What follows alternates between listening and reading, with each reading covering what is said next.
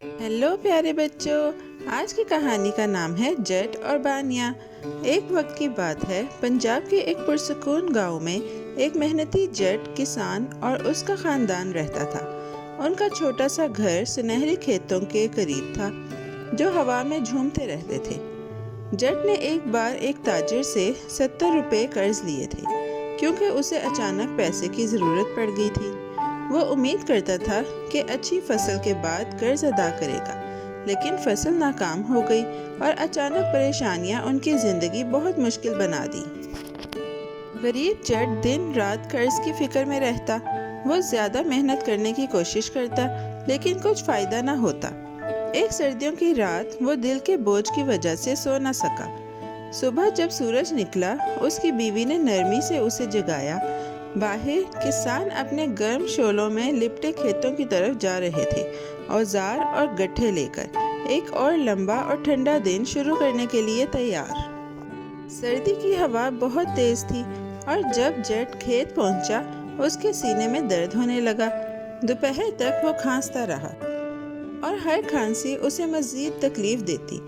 उसका सबसे बड़ा बेटा जुल्दू खौफ के साथ देख रहा था कि उसके वालिद सांस लेने में मुश्किल महसूस कर रहे हैं। फौरन जुल्दू करीबी गांव दौड़ा ताकि बेहतरीन हकीम को लाए। जल्द ही हकीम आया, जट का बगौर मुआयना किया और कहा कि इसे निमोनिया है और फौरन दवा की ज़रूरत है। हकीम ने 2 खुराकें दी और कहा कि एक फौरन और दूसरी रात को दी जाए, लेकिन सब देखभाल और मोहब्बत के बावजूद गरीब जट कमज़ोर हो गया। आखिरकार बुजुर्ग फौत हो गए और ख़ानदान दिल शिकस्ता हो गया। छोटा जुल्दू, जो सिर्फ 17 या 18 साल का था, अचानक पूरे घर की बड़ी जिम्मेदारी संभालने लगा। उसके बहन भाई बहुत छोटे थे और माँ बीमार थी, फिर भी जुल्दू ने हिम्मत नहीं हारी। जुल्दू सुबह से शाम तक काम करता, खेत, घर और ख़ानदान की ज़रूरियात संभालता। देहाती उसे इज्जत से देखते, हैरान कि वो कैसे बहादुरी से सब संभाल रहा है। दिन महीनों में और महीने सालों में बदलते रहे। आहिस्ता आहिस्ता जुल्दू के छोटे भाई भी बड़े हो गए। 2 स्कूल जाने लगे और एक जुल्दू की मदद करने लगा। हर साल फसल बेहतर होने के साथ घर में उम्मीद वापस आ गई। बहुत से अच्छे मौसमों के बाद जुल्दू ने आखिरकार थोड़ी सी रकम बचाने में कामयाबी हासिल की। उसने सिक्कों को बगौर गिना और अपनी मेहनत पर फख्र महसूस किया। लेकिन जब जिंदगी पुरअमन लग रही थी, ताजिर लाला बनवारी ने पुराने कर्ज की अदायगी का मुतालबा करना शुरू कर दिया। उसकी बार बार आमद और सख्त लहजा जुल्दू को बहुत परेशान कर गया। जुल्दू ने सोचा कि कुल रकम बड़ी होगी, लेकिन वो कभी तसव्वुर भी नहीं कर सकता था कि ये कितनी बड़ी हो गई है। एक दिन जब ताजिर ने ऐलान किया कि कर्ज सूद के साथ 10,000 रुपये हो गया है, जुल्दू को ज़मीन खिसकती महसूस हुई। उसने जल्द अपनी बचत चेक की, उम्मीद करते हुए कि शायद काफ़ी हो, लेकिन उसके पास सिर्फ 700 से 1,500 रुपये थे। फिर भी उसने सोचा कि ये रकम ताजिर को देकर देखे कि क्या किया जा सकता है। अगली सुबह वो शहर जाने के लिए तैयार हुआ। सुबह के वक्त जुल्दू बाहर निकला। पूरा गांव हल्की धुंध में डूबा हुआ था। जब वो गांव के किनारे पहुंचा, उसने देखा कि लाला बनवारी भी उसी राह पर जा रहा है। ताजिर मुस्कुराया और सलाम किया। उन्होंने चंद दोस्ताना बातें की। फिर लाला बनवारी खुशदिली से बोला, चौधरी, मुझे एक कहानी सुनाओ ताकि हमारा लंबा सफ़र मुख्तसर और मज़ेदार लगे। जुल्दू शर्माते हुए बोला कि वो सिर्फ पुरानी कहानियाँ याद रखता है जो बचपन में सुनी थी। जुल्दू की फिक्र थी कि वो कहानियाँ मज़हक़ा खेज़ या नाकाबिले यकीन लगेंगी, लेकिन ताजिर ने खुश दिली से हंसते हुए कहा, चलो मज़ेदार बनाते हैं, तुम कहानी सुनाओ और मैं भी सुनाऊंगा। अगर कोई हमारी कहानी झूठी कहे तो 1,000 रुपये देने होंगे। जुल्दू ने मान लिया। सोचा कि इससे वक्त गुजारने में मदद मिलेगी। तो ताजिर ने पहले आगाज किया, अपने दौलतमंद दादा की बड़ी कहानी सुनाते हुए। लाला बनवारी ने कहा कि उसके दादा एक बार चीन गए थे, कई नौकर, हाथी और घोड़ों के साथ। 3 साल बाद वो खजाने लेकर वापस आए जो किसी ने नहीं देखे थे। सबसे खास खजाना एक खूबसूरत सोने का मुजस्मा था। جو ماہر کاریگر نے بنایا تھا۔ یہ مجسمہ انسان کی طرح بول سکتا تھا اور ہر سوال کا جواب دے سکتا تھا۔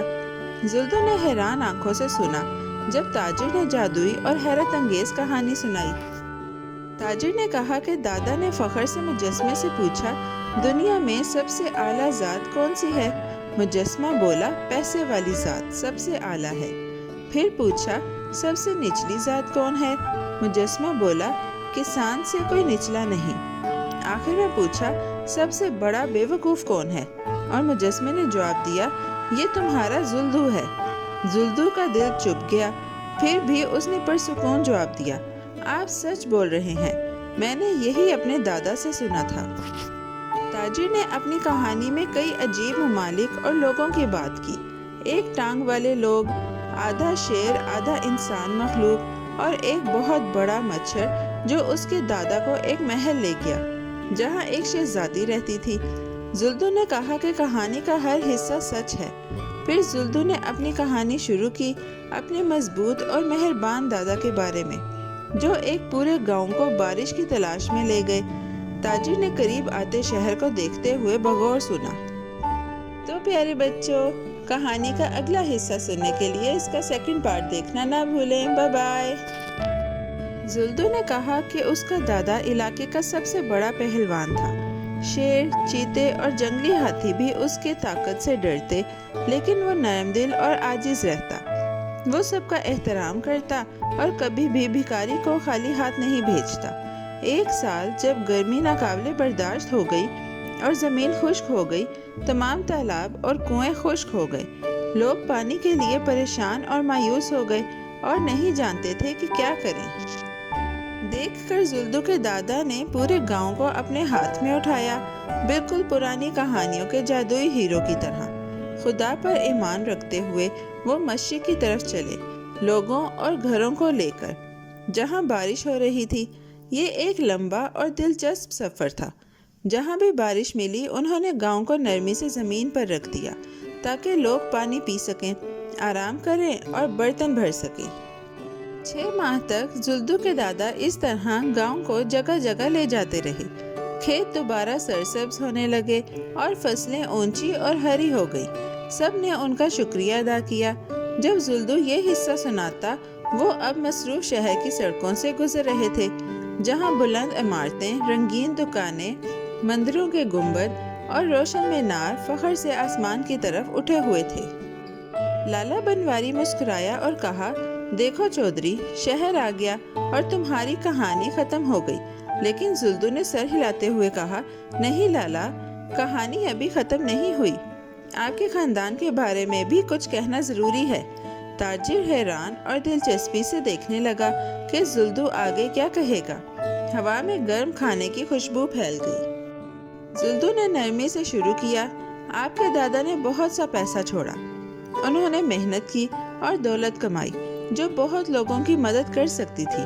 لالا بنواری فخر سے سنتا رہا۔ پھر زلدو نے کہا، لیکن آپ کے والد نے وہ سب پیسہ جلد خرچ کر دیا۔ تاجر کی آنکھیں تھوڑی بڑی ہو گئیں۔ لوگ پھلوں کی ٹوکریاں لے کر گزر رہے تھے اور دکاندار نئے دن کے لیے اپنے دروازے کھول رہے تھے۔ زلدو نے کہا، ایک دن جب حالات بہت مشکل ہو گئے، میرے والد آپ کے دادا کے پاس گئے۔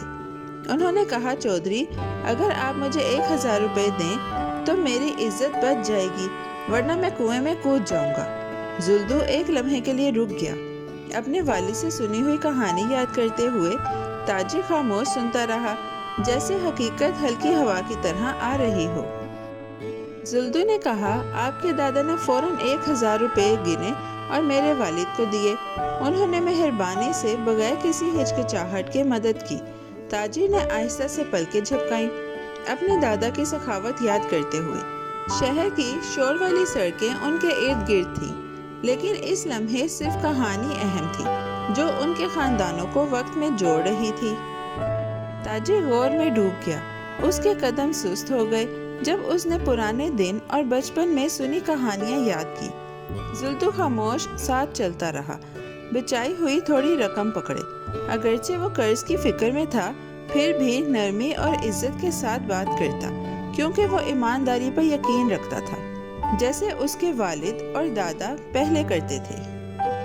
وہ ساتھ ساتھ مارکیٹ کی طرف چلتے رہے۔ پرندے ان کے سر کے اوپر اڑ رہے تھے اور بچے اسکول جاتے ہوئے ہنس رہے تھے۔ زلدو تھوڑا پریشان محسوس کر رہا تھا کہ تاجر کیا رد عمل دے گا، لیکن اس نے صرف سچ بولا، جیسا کہ تاجر نے کہانی سنانے کے کھیل میں کہا تھا۔ صبح کا سورج دھند میں سے آہستہ آہستہ نکلنے لگا، ٹھنڈی ہوا کو گرم کر رہا تھا۔ آخر کار لالا بنواری نے گہری سانس لی۔ وہ زلدو کی طرف نرمی سے دیکھا۔ تم سچ بول رہے ہو، وہ بولا۔ یہ الفاظ ان کے درمیان چھوٹے تحفے کی طرح رکھے۔ زلدو نے راحت اور شکر گزاری محسوس کی۔ وہ اب شہر کے دل میں پہنچ چکے تھے، جہاں بلند عمارتیں فخر سے کھڑی تھیں اور لوگ ہر طرف جلدی میں تھے۔